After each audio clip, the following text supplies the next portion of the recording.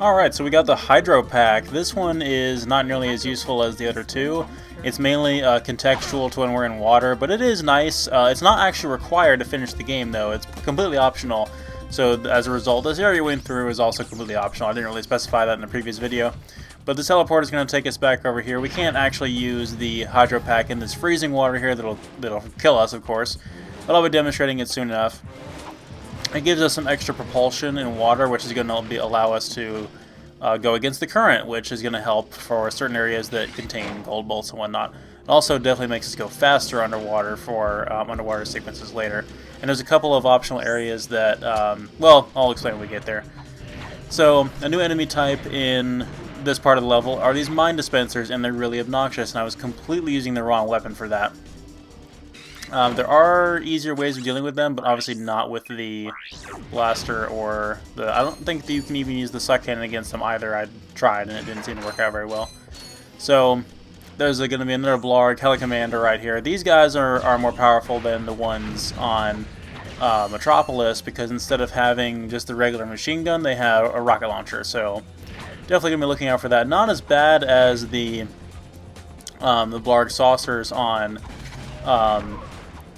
Orkson, though, because the splash damage and rate of fire and those things was much higher, but these things are still definitely pretty dangerous. But I think it only takes 1 or 2 shots of the Devastator to kill them, as opposed to like the 2 or 3 that it took with the dropships. So yeah, 1 shot. There we go. That's not bad at all. So they probably have like 4 or 5 total health. So we don't have nearly as much ice physics, luckily, in this sequence, but there's a little bit. These little hallways right here tend to spawn the ankle biters, so we'll definitely be on the lookout for that. We get a checkpoint right here, and we got more mines, so I'm going to use the Froster on them to kind of clear away a little bit. I botched that up, of course, because they kept spawning. Unfortunately, that conveyor belt is going to throw you right into those guys, so you don't have a whole lot of time to react. More ankle biters here. I'm getting a good, nice view of the Planet Buster from here. This is a pretty difficult platforming sequence because we have to get the timing on these platforms right. And you can usually hover and look for your shadow to be lined up with the thing.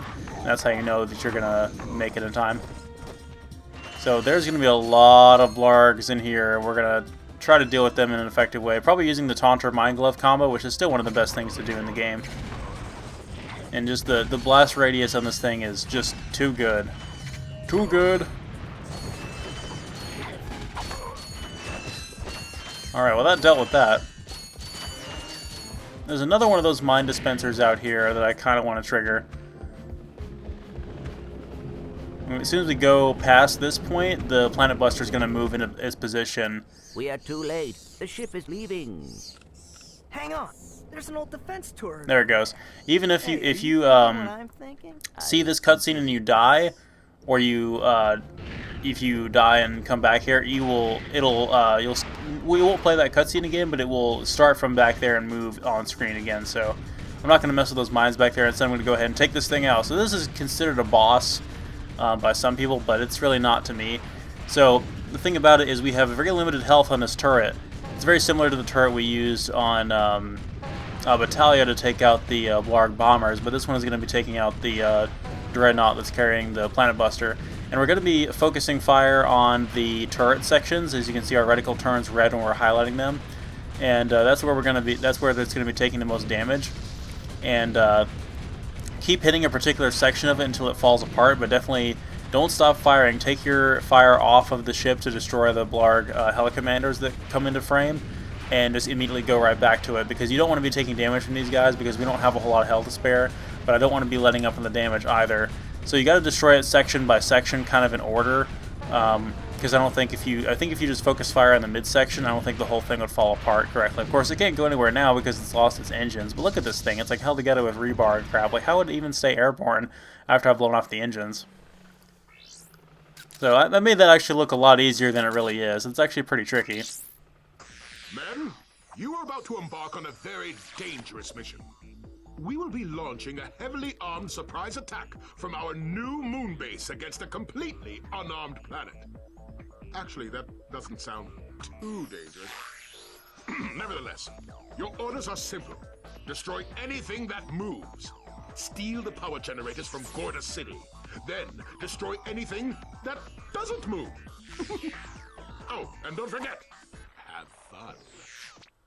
We must get to the moon base and stop Drek. No, we have to get to the moon base to find Quark. If Drek is there, Quark is probably with him.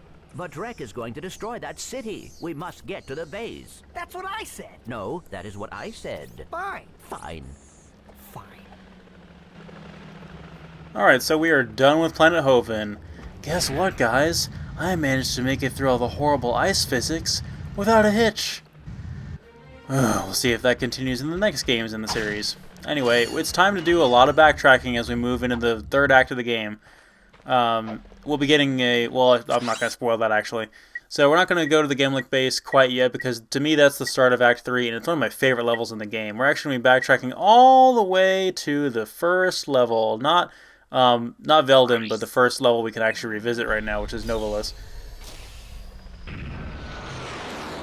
We're going to be using the Hydro Pack there.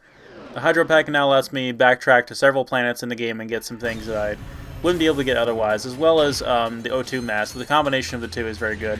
So there's that giant bomber there that just did a bombing run in front of us. We could take that out with the Devastator, or, yeah, mainly the Devastator, and get a skill point for that.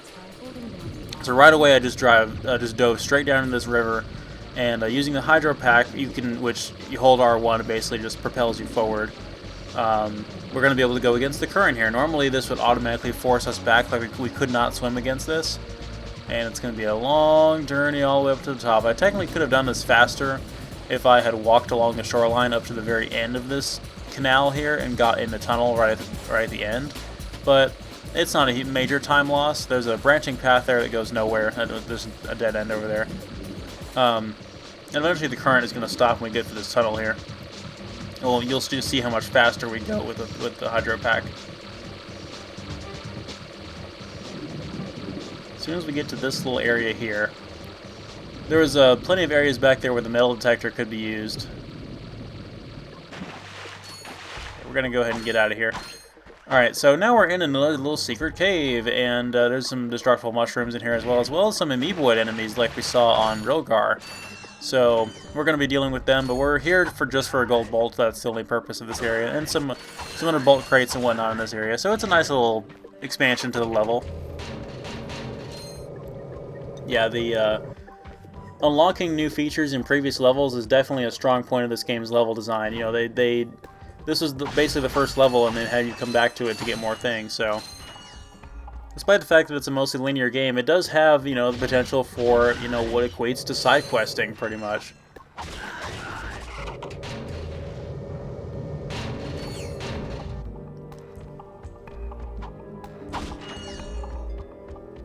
Same strategy as always when it comes to these things. I thought I could bomb glove through that, but I guess I can't, so I'm going to ignore that.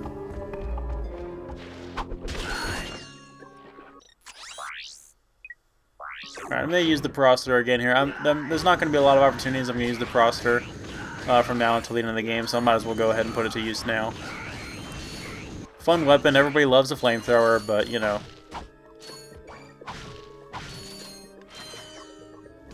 Not a whole lot of practical uses late in the game. As you can see, we're accumulating quite a lot of bolts here, and I don't actually have yet to unlock the weapon I want to spend them on, so... We'll be doing that pretty soon, though, in the next 2 planets or so.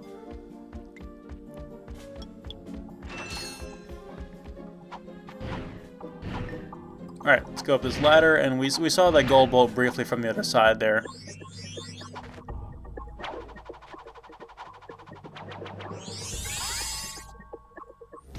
Okay, so that's all we really came here to do. We have all the other gold bolts in the level, so we can go ahead and leave.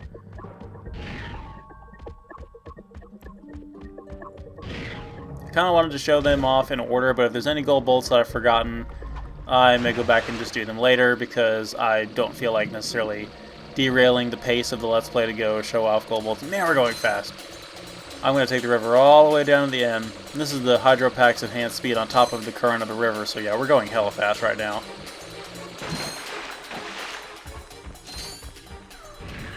Now if I can just find the elevator again.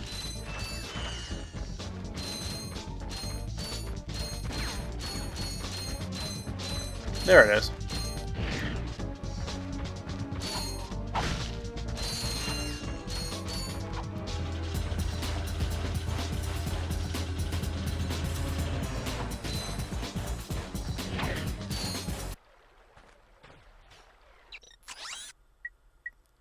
Alright, so now I want to go to the Blarg station on Nebula G34 because there is a outside area. The area that we went to as Clank, we can now explore that area as Ratchet because we have the O2 mass. Same thing as like we did on Orkson already, but that's that small outside area where the all the ships are docked for their refueling or repairs.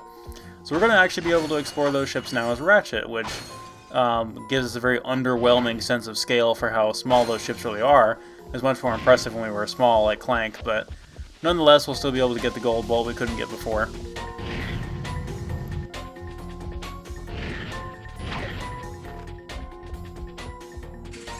There's no new enemies or really much of anything out here, unfortunately. Just a couple boxes to break and that gold bolt, and that's pretty much it. But it's one of those things that if you didn't remember, you probably wouldn't think about it too much.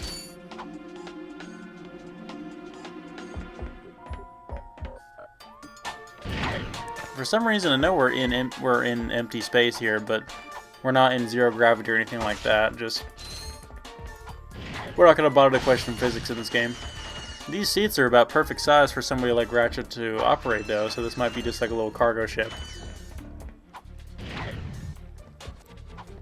This is definitely a cargo ship. The sides are... Oh, there's nothing in these crates, I guess. I tried to break them open with the power slam there on the thruster pack, and nothing.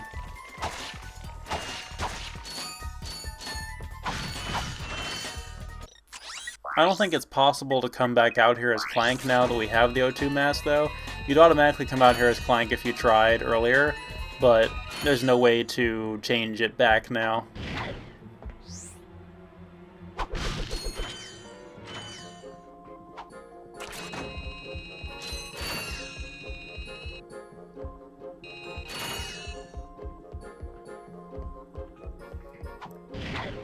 Alright, so getting over here is actually pretty easy. We just have to do a couple double jumps, and it's on the outer edge of this platform here.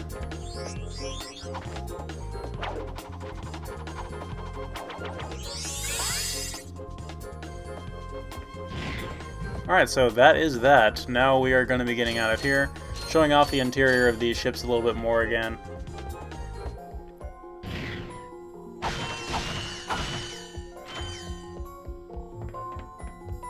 I still love like that stock command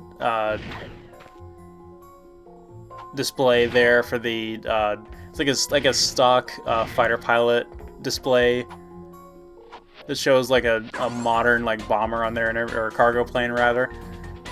It just looks so cheesy in this game.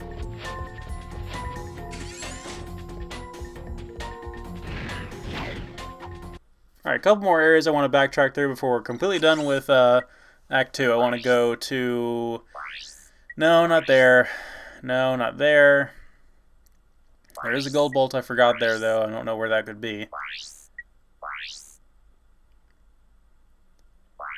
We could go get the ultimate nanotech there, but I don't feel like doing that. It also costs way too many bolts. So we're going to be going back to Poketaru. I forgot there's a gold bolt I meant to get here. I wanted to get the hydro pack first so we could demonstrate that. And then also there's another side area here that we had to go to after beating Hoven, because it lets us use the raritanium that we got from that guy in that optional area there. So we're going to be using this teleporter here to take us to the Dewey Resort sewer system, or the waterworks system, whatever. It's the sewers. So this area is where this area actually is in the level. I have no idea. But it's occupied by amoeboids as well, so we're going to have to deal with those, clean these things out a little bit, and there's a lot of puzzles involved here with the Hydro Displacer and the Trespasser, so we're definitely using a variety of gadgets in this area, which is nice. But we're just trying to get to the end and find one of the maintenance guys here. Supposedly he's got something nice for us. And again, the reason why I didn't go through this area before was just for the sake of optimization, because I didn't want to come here and not be able to give him the quest item, which is the raritanium, so I just didn't. It was more optimal to wait to come back here now after I completed Hoven, because not only would I have the Raritanium, but also have the Hydro Pack, so we can demonstrate that. I've been having pretty good luck with the Trespasser puzzles on screen. I'm sure there's like a completed like formula for the amount of moves that it takes to finish one of these things, and you know, the exact pattern, but I don't have the patterns memorized. I'm pretty much just winging it by eye as soon as I see them. Ooh, I've got to go refill the water level so I can actually swim to the top there. But yeah, I totally don't have it memorized at all. I've just been winging it. They do get a lot more tricky towards the end of the game, but nothing that's too difficult to figure out. The best thing about them is there's no time limit or a penalty for getting it wrong, which is something that the next games in the series will definitely do with these type of hacking mini-games. Because there always has to be like something to keep the pressure going on you. That's a lot of me, boys.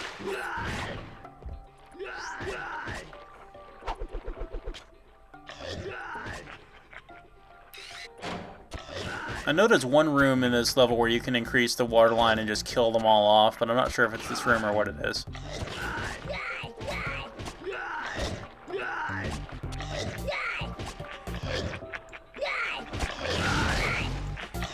Good job.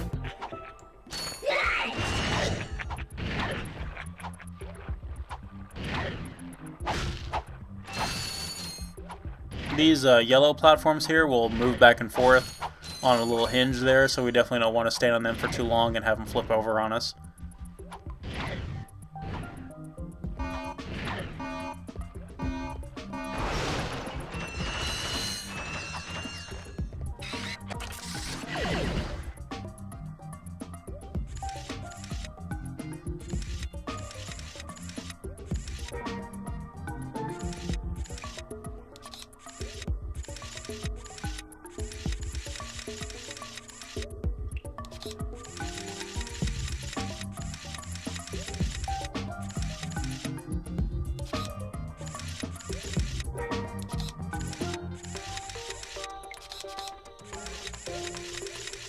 Got to be a trick to this. Obviously, I can't have the empty nodes there occupying one of the lasers.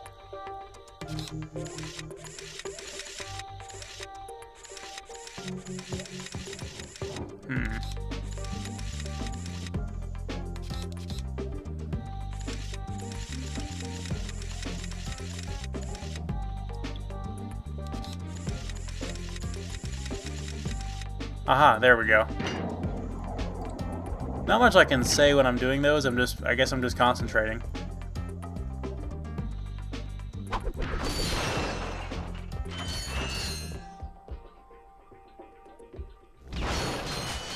I've missed those boxes in the corner there a couple times just because they're kind of tucked away there.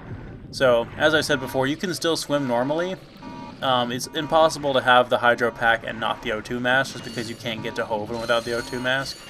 So, I really can't say how much it benefits you in that way, but again, it just kind of adds some extra speed and mobility to your underwater movement.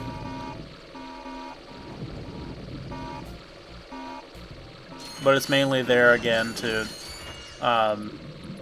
you can manually equip it, actually, in your gadgets menu. You can manually equip it to where you're wearing it all the time, but you gain no movement advantage on the ground for it, and it will automatically equip in context with you being underwater. So if you wanted to equip it just for aesthetics, you could, but you don't have any of the abilities that you have with the Thruster Pack, which the Thruster Pack is mandatory for finishing the game. You'll see why. I mean, obviously, I'm sure you know why, just because of the fact that it introduces some gameplay mechanics that are unique to it, like the Power Slam maneuver and all that, which is not really used that often, honestly.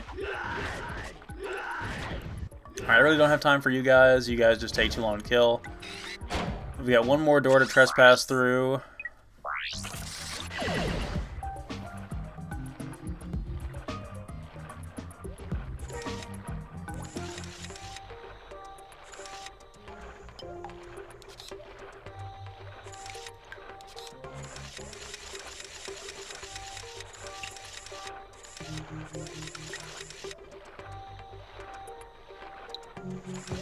That can't be it, because that's blocking it then.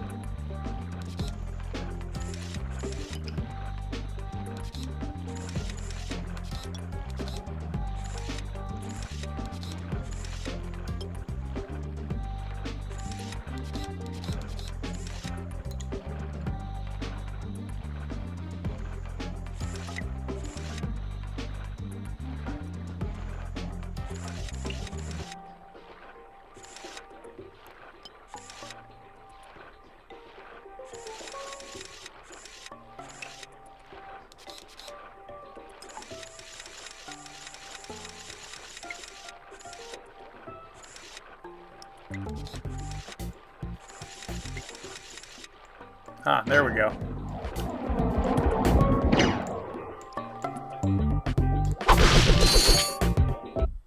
Hey, what are you doing here? I'm searching for a very elusive and secret substance. Raritanium?